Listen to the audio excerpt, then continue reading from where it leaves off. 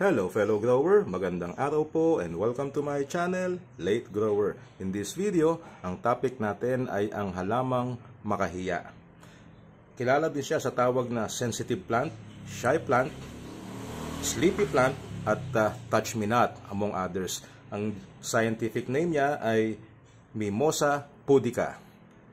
At tinawag siyang makahiya or touch me not dahil pagka hinawakan mo ang dahon niya ay tumitiklop. Ito po ay karaniwang nakikita natin sa mga bakanting lote. Noong araw po ang dami nito, pero lately wala na akong masyadong makita dito sa lugar namin. Pero itong halamang ito ay nakuha ko sa isang damuhan sa Binyan. So meron po akong video dito kasama kong kinakuha yung tawa-tawa. So dalawa sila. So in this video, pag-uusapan natin ano ba yung characteristics nitong ating kung tawagin ay damong makahiya noong araw. Ang makahiya ay native sa Caribbean, South and Central America, South Africa, Australia, East Asia at marami pa mga rehiyon sa mundo, particularly po yung mga tropical countries. Hindi nga lang nabanggit ang Southeast Asia kung saan nandoon ang Pilipinas. Interestingly, matatagpuan din siya sa South Asia.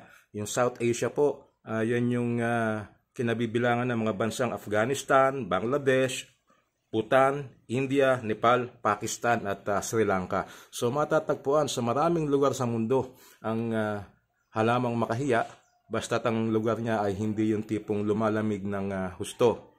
Sa ibang lugar, ito po ay tinuturing na annual.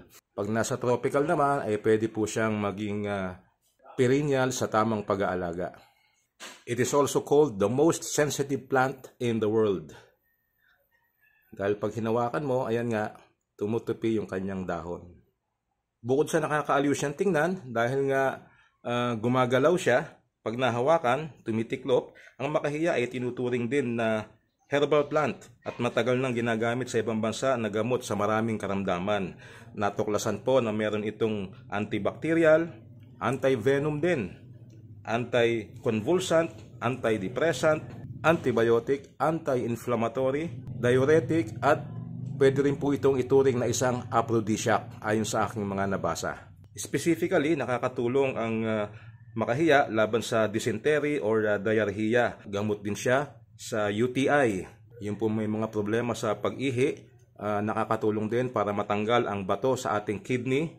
Pati sa prostate na problema ay nakakatulong na pang-relief ang makahiya. Ang ginagamit po dito ay yung dahon, tangkay, at kahit na po yung ugat. Actually sa online, pag nag-check po kayo, makikita nyo doon, binebenta ang ugat ng makahiya. Pero bago gamitin ang halamang makahiya bilang gamot, makabubuti po na kumonsulta muna tayo sa isang espesyalista. Pwedeng doktor po yan or isang herbalist bago natin siya gamitin na panlunas sa ating karamdaman. Instead, ang pag-uusapan po natin dito ay kung paano siya alagaan. Ang damong makahiya naman po ay hindi maselan. Tumutubo nga ito sa mga bakanting lote na kung saan ay marami siyang kaagaw sa nutrisyon. Sa gitna ng mga damo at iba pang mga weed ay kayang-kayang mabuhay ng makahiya. Kaya naman, hindi natin siya kailangan na masyadong pagbuhusan ng panahon pagdating sa pag-aalaga.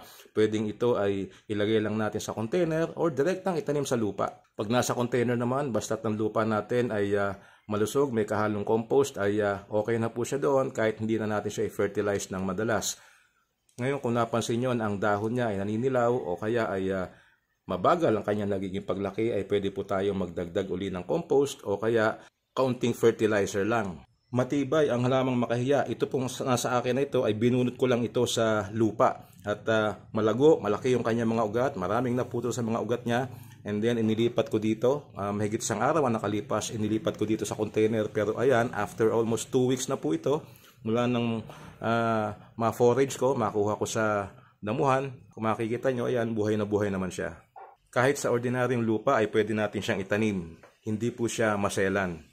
Pero kung ilalagay natin sa container, maganda pa rin po na yung container natin ay mabilis ding mag-absorb ng tubig, lalo sa panahon ngayon na maulan, para hindi mababad ang kanyang mga ugat. Pag sobrang nababad po kasi sa tubig, ay pwede ring mabulok ang kanyang mga roots.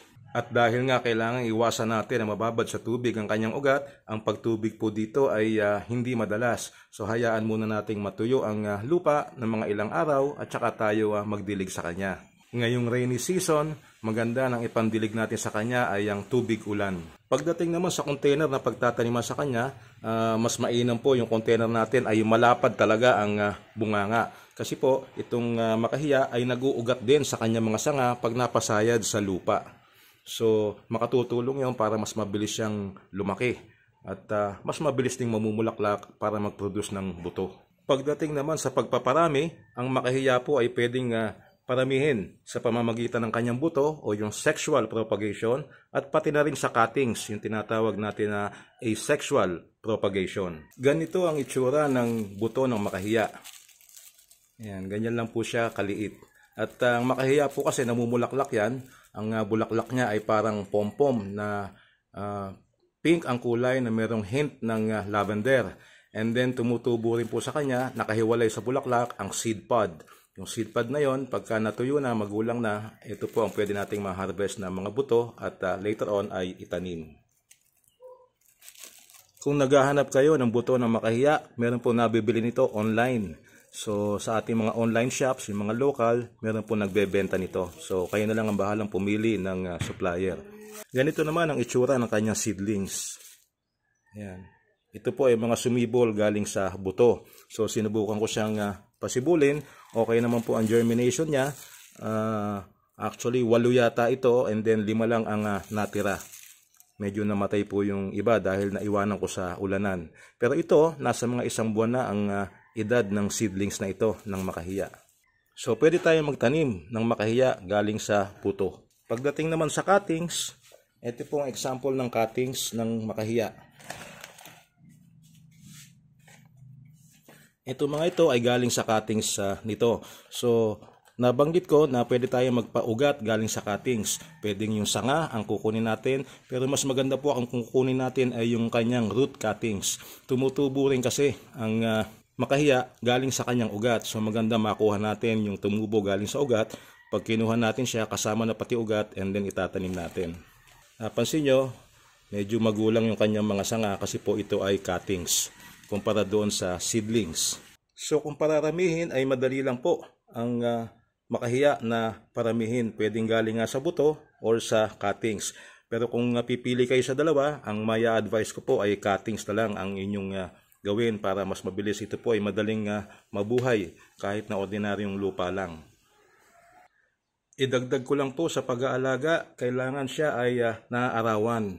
Pagka nasa wild siya, nasa damuhan, maghapon po ito, nakabilad lang sa arawan at mas mainam yon para mas mabilis siya na lumaki at mamulaklak.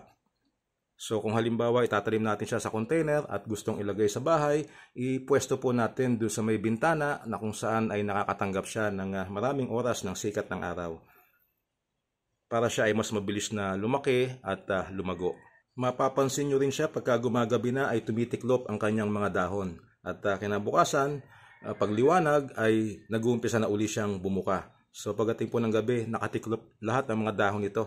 Yun ang napansin ko sa kanya. Kung kayo po ay nakatira sa isang lugar na malamig, may winter halimbawa, you may have to put this inside to protect it from frost. Hindi po niya kaya ang sobrang lamig.